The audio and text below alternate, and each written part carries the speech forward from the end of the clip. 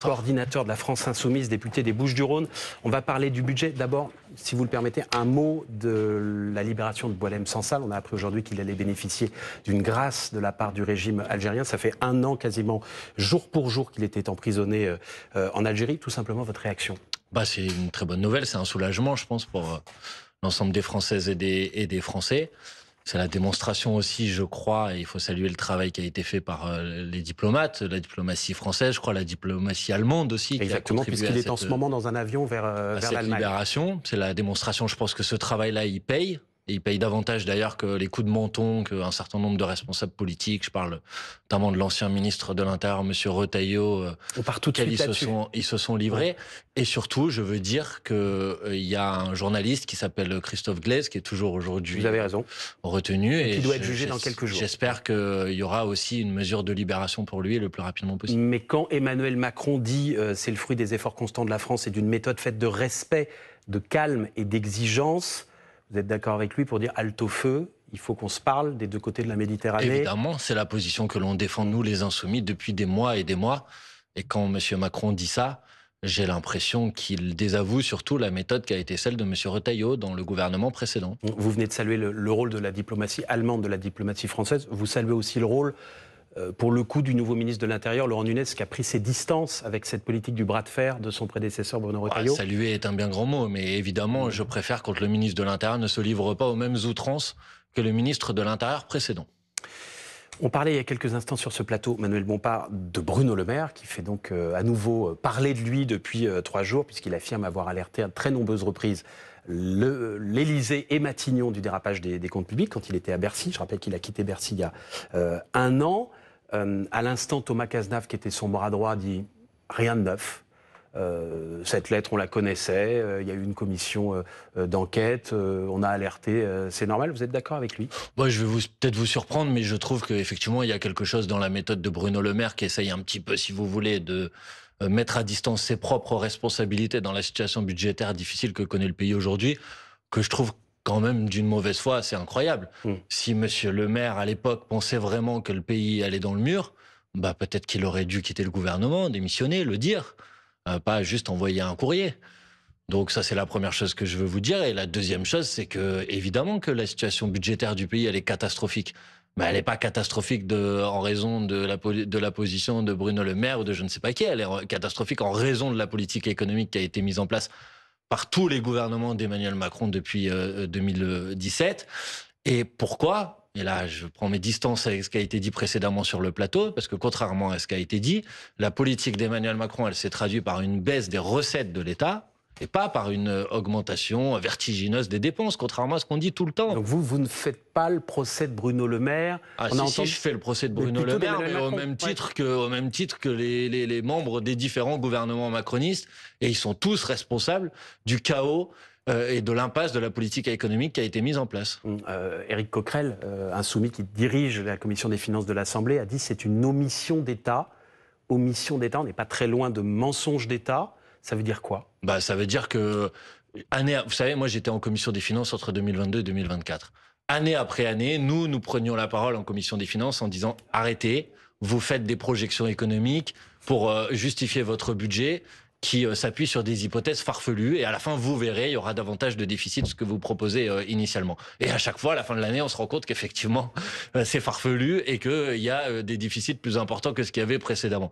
Donc oui, bien sûr qu'il y a eu une manière de cacher le résultat de la politique économique d'Emmanuel Macron et de ses gouvernements, et qu'aujourd'hui, on a sous les yeux le résultat de cette politique. Attendez, c'est quand même ça qui est important. Encore une fois, je veux le redire, la politique d'Emmanuel Macron, elle s'est traduite par des baisses massives des recettes de l'État. En proportion du PIB, on a perdu à peu près 3 points sur les recettes de l'État. Et c'est des cadeaux qui ont été faits, qui ont profité, écoutez-moi bien, 80 fois plus aux plus riches qu'aux plus pauvres. Et aujourd'hui, une fois qu'on a vidé la caisse en faisant des cadeaux aux plus riches, on vient voir les Françaises et les Français, on leur dit « Et maintenant, c'est à vous de payer la facture. » Excusez-moi, mais il y a des gens comme moi qui disent « Non, c'est pas à eux de payer la facture, c'est à ceux à qui on a fait ces cadeaux. » Vous arrivez tout juste de l'Assemblée nationale, vous avez pris part au vote il y a quelques minutes qui a abouti à une majorité assez large, plus d'une centaine de voix d'écart, à une suspension de la réforme des retraites que vous avez combattue mordicus à l'Assemblée et dans la rue il y a 2 ans sous Elisabeth Borne. Vous êtes un homme heureux ce soir de cette suspension? Non, parce que je sais que c'est une entourloupe, c'est une esbrouffe. Vous dites encore ça? Oui, bien sûr. Pourquoi? Mais je le dis parce que c'est vrai. D'abord, pardon, mais ce n'est pas une suspension. Enfin, je veux dire, moi, j'ai lu la lettre rectificative, puisque c'est le terme employé, du gouvernement. Ce qui a écrit à l'intérieur, c'est que la progression, la montée en marche vers la retraite à 64 ans, qui normalement devait arriver pour les personnes nées en 1968, c'est décalé d'un an. Et vous êtes d'accord que c'est bien 3 mois plus tôt le départ, même 6 mois? Oui, mais une suspension, c'est pas ça, Monsieur Fauvel. Une suspension, ce serait une situation dans laquelle au-delà on du dirait... mot, Manuel Bompard, c'est Ah la non, mais situation le mot, il est des important. Enfin, soyons bien clairs. Si je vous dis que vous êtes journaliste ou autre Oui. chose, vous allez trouver que c'est important que je vous dise que vous êtes journaliste. On est bien d'accord qu'il y a des millions de personnes qui vont, à partir d'aujourd'hui et jusqu'au 1er janvier 2028, attendez, j'ai pas fini ma question, Non, mais je suis pas d'accord avec pouvoir ce que vous allez partir 3 mois plus tôt que ce qui était prévu. Non, c'est faux. Il n'y a pas des millions de personnes qui vont pouvoir. 3 millions. Ah bon? Sur la base de quel calcul vous faites ce Je crois chiffre-là? qu'il y a, si je dis pas de bêtises, 700 ou 800 000 départs par an et qu'on est sur 3 générations. Alors d'abord. Ouais. Alors, allez-y. Ouais. Non, mais on va préciser les choses. En vérité, personne n'est capable de dire combien de personnes seraient concernées par l'idée qu'ils partiront 3 mois plus tôt. Pourquoi? Parce que dans une génération, il y a à peu près 800 000 personnes. Oui. La question, c'est... Et je me trompe pas sur tous les chiffres. Non, j'ai pas dit que vous vous trompiez sur tous les chiffres. Dans une génération, ça c'est facile, il suffit d'aller sur le site de l'INSEE, les gens qui sont nés en 1964. Génération 64, 65, il y en a à peu 66, près 800 000. 67. Ouais. Oui, mais attendez. D'abord, la première génération bénéficie de ces 3 mois-là. D'accord? Ensuite, il y a une élection présidentielle et une élection législative. Donc en fait, personne n'a de garantie sur ce qui va se passer après. Oui. C'est-à-dire, il peut y avoir un gouvernement comme le mien, et dans ce cas-là, on abrogera totalement la réforme. Ouais. Et puis, il peut y avoir un autre gouvernement, évidemment, je ne le souhaite pas. Par exemple, comme si M. Édouard Philippe gagne l'élection présidentielle, et dans ce cas-là, on va à la retraite à 67 ans. Vous savez, pardon Manuel Bompard, vous savez ce que répond la patronne de la CFDT à cet argument-là, Marie-Lise Léon? C'est un argument de loser. Oui, très bien. Mieux vaut une suspension aujourd'hui qu'une abrogation qui n'arrivera peut-être jamais. Non, mais d'accord. Vous n'avez qu'à gagner. C'est elle qui dit. Ce n'est pas une suspension. Vous pouvez répéter 10 fois les mêmes choses. Et après, allez, à la limite, mettons ça de côté.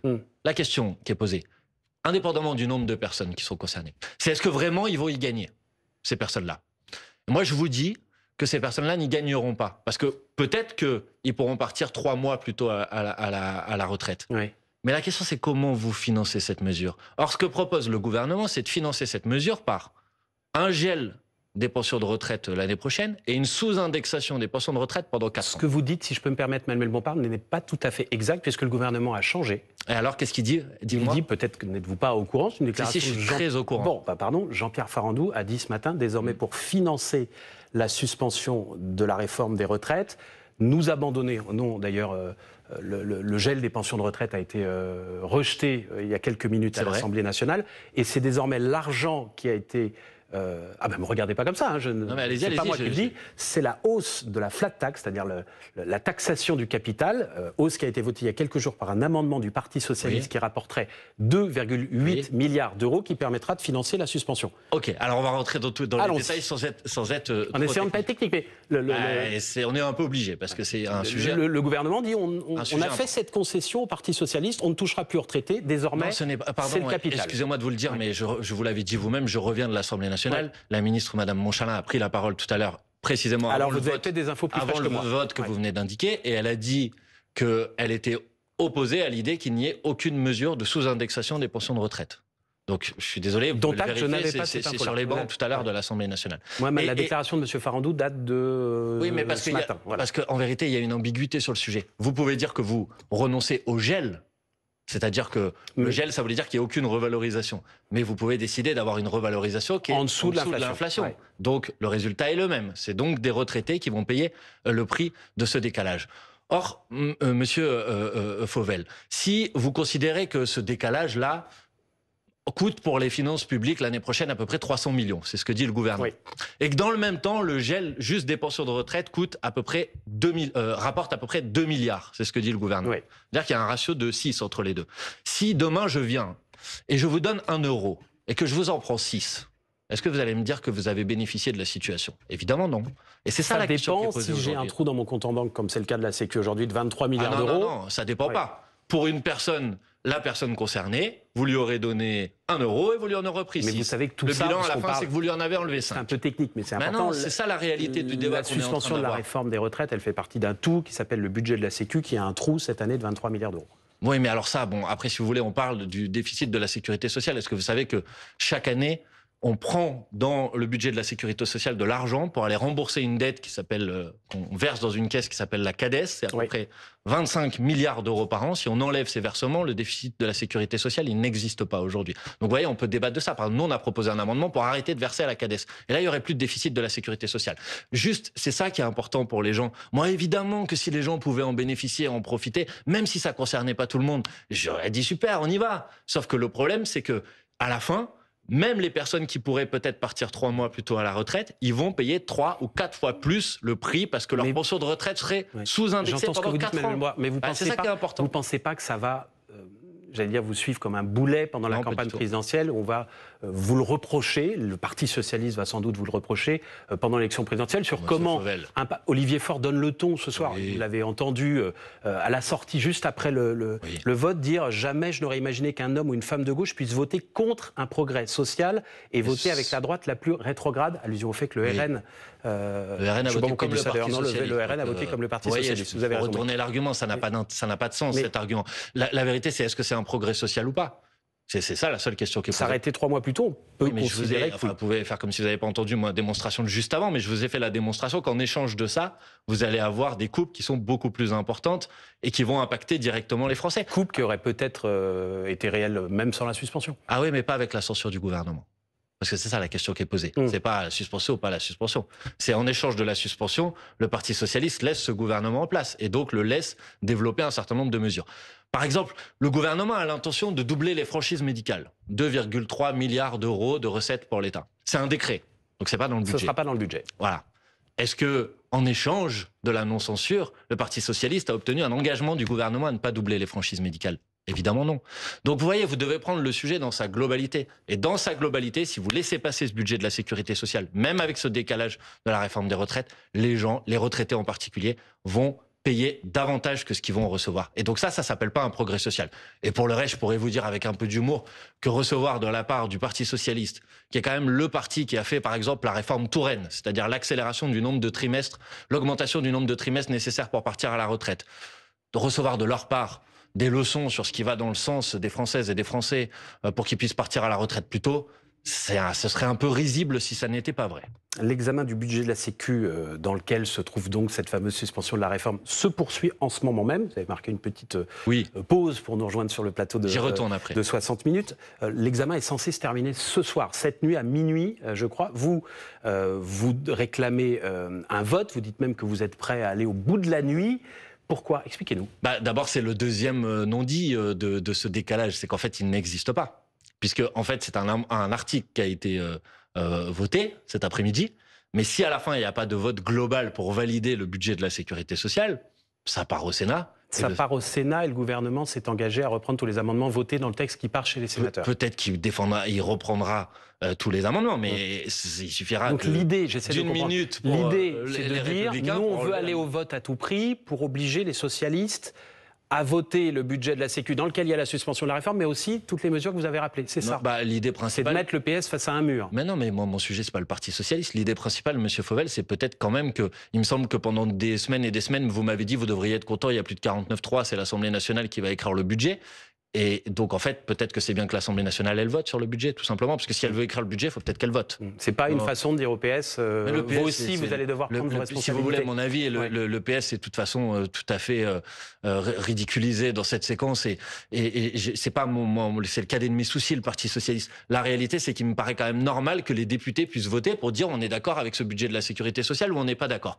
Or, le gouvernement a l'intention ce soir à minuit de mettre un terme au débat. Pourquoi? Parce qu'un article de la Constitution dit qu'après 20 jours en première lecture du débat sur la sécurité sociale, on peut partir au Sénat. Mais on peut, on n'est pas obligé. Donc il suffit, il reste à peu près 300 amendements là dans le débat. Il suffit que le gouvernement nous dise bon, on va travailler cette nuit ou on va travailler demain. C'est tout à fait légal, tout à fait possible, la Constitution le permet. Au moins on va au bout, on examine tous les amendements et on vote. Et ensuite s'il y a une majorité des députés qui valident ce budget de la sécurité sociale, je m'incline. Mais au moins qu'on puisse le vérifier. Parce que le gouvernement et le Parti socialiste sont en train de se mettre d'accord pour ne pas avoir besoin de voter, pour qu'on ne voit pas la réalité de l'entourloupe. La réalité de l'entourloupe, c'est que ce décalage de la réforme des retraites n'existe pas si en face vous ne dites pas avec quoi vous le financez. Et pourquoi ils ne veulent pas dire avec quoi ils le financent? Précisément pour la raison que je vous ai indiquée, parce qu'ils le financent avec des efforts sur les retraités, des efforts sur les malades, etc., etc. Il y a un homme, Manuel Bompard, qui fait une autre proposition de réforme des retraites en ce moment, c'est Gabriel Attal, qui propose en quelque sorte le retour de la version Macron, celle qui a été enterrée par Édouard Philippe en 2019, c'est-à-dire une retraite à la carte, sauf que Gabriel Attal va un peu plus loin. Il dit il n'y aurait pas d'âge légal, là où Édouard Philippe avait mis un âge pivot au-delà duquel il y avait un malus. Il n'y aurait pas d'âge légal. Et il y aurait un cadeau de l'État à chaque enfant, à chaque futur travailleur, de 1 000 € sur un compte placé. Charge à lui de le faire fructifier pour sa future retraite, ce qu'on appelle une retraite par capitalisation. Est-ce que c'est un mot tabou pour vous ? La retraite par capitalisation, évidemment, moi je suis totalement opposé à la retraite par capitalisation et je défends le système de retraite à la française, on va dire, c'est-à-dire un système de retraite par répartition. Mais ça existe déjà ? Vous dites je défends le système français, les fonctionnaires sont déjà en partie... Il y a des retraites complémentaires dans lesquelles il y a une partie de capitalisation. 4 millions de fonctionnaires, ça existe depuis 20 ans.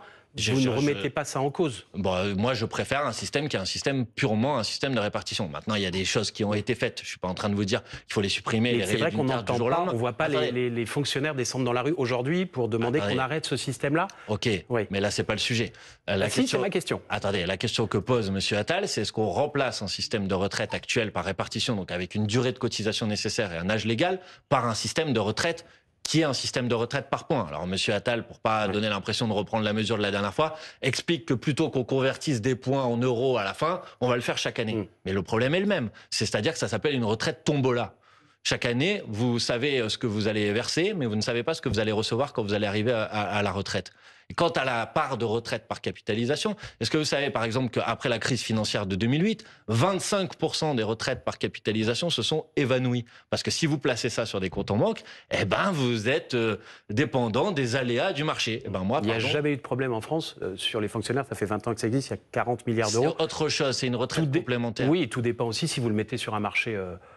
à risque ou sur un marché très bien, mais moi je préfère un système de retraite par répartition qui lui est garanti, qui permet aux gens qu'on sache qu'ils vont avoir une pension de retraite, qu'ils connaissent à quel niveau sera cette pension de retraite, et il n'y a pas de problème de financement de notre système des retraites en France. Il faut quand même le dire. Est-ce que vous savez que sur les 4 dernières années, si on avait pris les projections du Conseil d'orientation des retraites, il y aurait dû avoir 20 milliards de déficit. En vérité, sur les 4 dernières années, il y a eu 9 milliards d'excédents.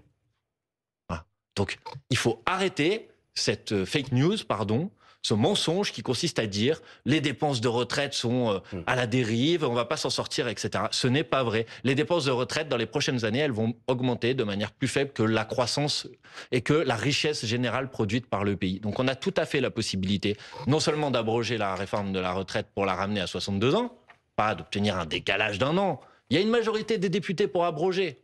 Votons. Et si on vote, il y a une abrogation. Et vous allez d'ailleurs le proposer. Et ensuite, on revenir là-dessus l'idée de la retraite à 60 ans. Emmanuel Macron disait que ça coûtait, c'est les chiffres d'Emmanuel Macron, 28 milliards d'euros par an. 28 milliards, c'est précisément les exonérations de versements de cotisations sociales qui n'ont pas été compensés par l'État ou qui sont contournés. C'est tout à fait possible de financer une mesure comme celle-ci. Manuel Bompard, un dernier mot au sujet de Nicolas Sarkozy, remis en liberté avant-hier sous contrôle judiciaire, avec notamment l'interdiction de rencontrer le ministre de la Justice, Gérald Darmanin. Certains de ses partisans y voient une forme d'acharnement judiciaire ou au moins d'humiliation. Qu'est-ce que vous dites, vous ? Faut pas exagérer. Monsieur Sarkozy a été condamné par la justice. Il a écopé d'une peine de prison. Il a bénéficié en début de semaine d'une libération. Il n'est plus en prison aujourd'hui. Si vous voulez que je vous démontre des acharnements, je suis pas sûr que le cas de Monsieur Sarkozy y corresponde. Voilà. Vous soupçonnez l'un ou l'autre de pouvoir... Non, je ne soupçonne rien et je vais vous dire, moi, je suis pas un partisan de la détention et de la prison à tout prix. Je suis pas sûr que ce soit le meilleur système, y compris pour empêcher les gens et pour prévenir la récidive notamment. Mais juste, faut pas exagérer. Monsieur Sarkozy a été libéré de prison. la justice a considéré qu'il y avait un sujet sur les contacts qu'ils pouvaient avoir avec le ministre Darmanin. C'est pas un acharnement de dire qu'ils peuvent pas se voir. Tout dernier mot pour en revenir au climat social du moment. La CGT appelle une journée de grève le 2 décembre prochain. Vous serez dans la rue, vous aussi, ce jour-là. Je sais que vous êtes un parti et que c'est un syndicat. Oui, mais on les appuie, les initiatives de mobilisation des organisations syndicales, on les appuie. Et évidemment, quand il s'agit de protester contre le budget de la sécurité sociale, puisque globalement c'est le sujet de cette manifestation, bien sûr qu'on sera à leur côté. Et d'ailleurs, contrairement à ce que j'ai entendu encore un peu toute la journée sur les plateaux de télévision, les organisations syndicales, ou en tout cas la CGT et Force ouvrière pour prendre ces exemples-là, demander de surtout ne pas voter ce décalage, parce que voter ce décalage revenait à voter la retraite à 64 ans. Pas la CFDT qui soutenait la suspension. Exactement. Merci beaucoup. Mais il y avait un avis différent chez les syndicats, comme manifestement chez les partis politiques. Merci à vous. Merci à vous. D'être venu ce soir. Bonne je vous soirée. laisse retourner à l'Assemblée nationale où la nuit va être longue. Jusqu'à minuit.